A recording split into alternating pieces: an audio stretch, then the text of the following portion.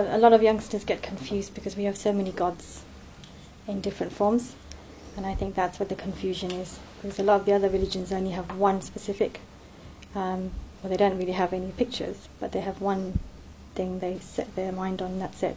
But we have so many, and I think that kind of confuses a lot of youngsters. Most of our youngsters, when they go to school, I'm warning you, you may not be aware, even in some schools where there are 100 Hindu students, those Hindu students are taught Ari. Do you know what Ari they are taught? Christianity, Islam. And do you know who is to blame? Not this government, not the country, not the school, the parents. Not a single parent will write a single letter to the board of governors of the school saying, there are not one Hindu child, there are 100 Hindu children in your school. Why are you forcing them to study other religions? They can study other religions, but let them study their own religion as well. Oh, parents, wake up. I'm telling you, pointing a finger there. Wake up, write a single, simple letter to the board of governors, not the headmaster. He'll just file it away. The board of governors saying, we are very annoyed. There's such a large population of Hindu students in your school. Why are they forced to study Christianity and Islam, or Christianity and Judaism? Judaism, what will they do with that? They're Hindus. Teach them Hinduism. We insist on it. And there are many private schools, I won't mention any on the camera, where there are 300 Hindu youngsters studying Judaism. Private schools are paying £14,000 per annum fee, and they're still studying Judaism there. And who is to blame? The parent. They got money. Write a check. Pay the fee. Write a letter to the governor saying, we want our children to know what is their background. And that is missing. So what happens in schools is this. Whenever they even do a little short session of Hinduism, which of course they must do, the session will come out showing Hinduism in a very poor light, because the teacher doesn't know, not because it is vindictive. He doesn't know.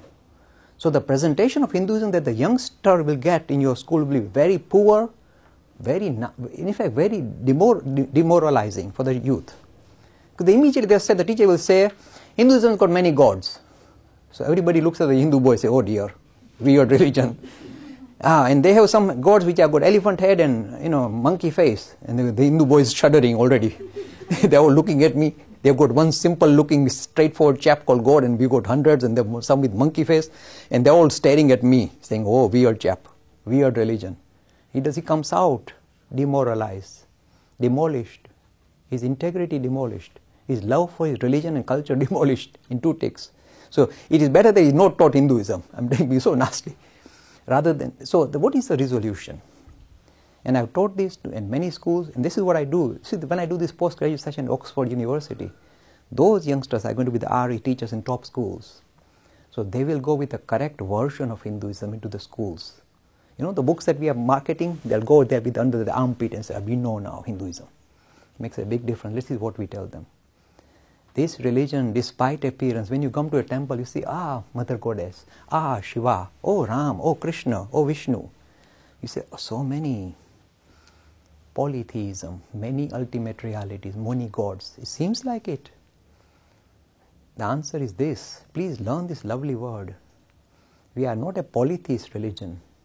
We are a pluralistic religion. Pluralistic. Not many gods. Many ways to think about God. So in same family, mommy will say, well, I like to think of God as Mother Goddess, Durga Ma, Bijunawai. The father said, no, I like Shiva. The boy said, no, I like Hanuman. Go for it. Not many gods, many ways to God. And do you know how I present it in every school, in college and even Canterbury Christ Church University? This is how I tell them. I say, suppose you say, but this is very subtle, Mr. Lakhani. How do you explain to children many ways to God? I say, I'll teach you how. I say, go to many primary schools, English Christian schools, Catholic schools mainly. And then I ask the youngsters, do you think God like your Father in heaven? They all go, yeah, that's our prayer, Christian prayer, God our Father in heaven. I say, marvelous idea. But why should God be just a father in heaven? Suppose this little boy says, daddies are rough and tough. I like to think God like my mommy. Mommy in heaven. Mother Goddess with flowing hair, nice and cuddly. Why can't I think of God like my mother in heaven? We never thought like that.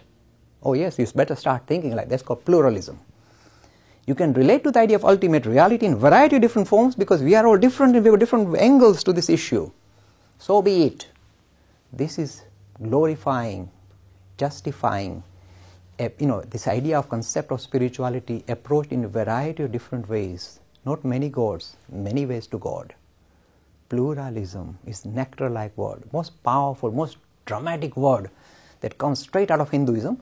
In fact, it is also part of, say, the other Indic tradition. Say, if you are studying Jainism, and I saw Mahavir Swami image there, one of the key features of Jainism is anekantavad, many ways. See, pluralism is ingrained in Jainism too. So the Indic religions are already pluralistic by tradition, all of them. They are inclusivist and pluralistic. So when somebody says polytheism, say no. Look, I tell you a funny story. One little chap, was studying GCSE, 7, 8-year-old. Sometimes they study GCSE 7 or 8-year-old. So the little chap came, and we told him pluralism, and he said, "This is good stuff here."